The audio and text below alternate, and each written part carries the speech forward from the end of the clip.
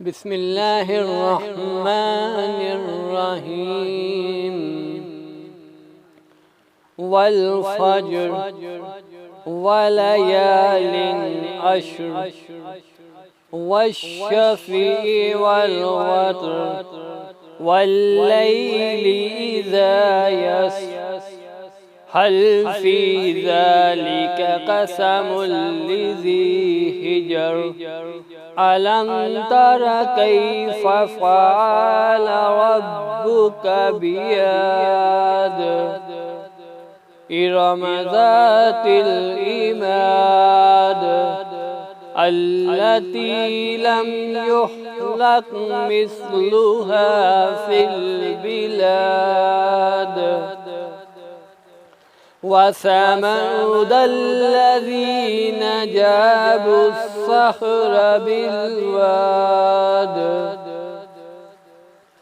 وفرعون ذي الأوتاد الذين طغوا في البلاد فأكثروا فيها الفساد فصب عليهم ربك صوت عذاب إن ربك لبالمرصاد فأما الإنسان إذا ما ابتلاه ربه فأكرمه ونعمه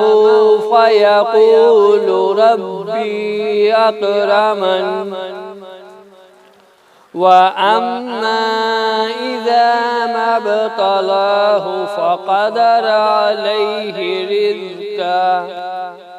فيقول ربي أهانن كلا بل لا تكرمون اليتيم ولا تحاضون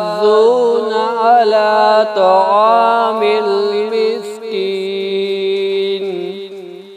وتأكلون التراث أكلا لما وتحبون المال حبا جما كلا إذا دكت الأرض دكا دكا وجاء ربك والملك صفا صفا وجيء يومئذ بجهنم يومئذ يتذكر الإنسان وأنى له الذكرى يقول يا ليتني قدمت لحياتي فيومئذ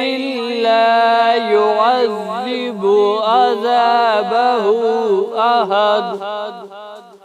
ولا يوثق وثاقه أحد يا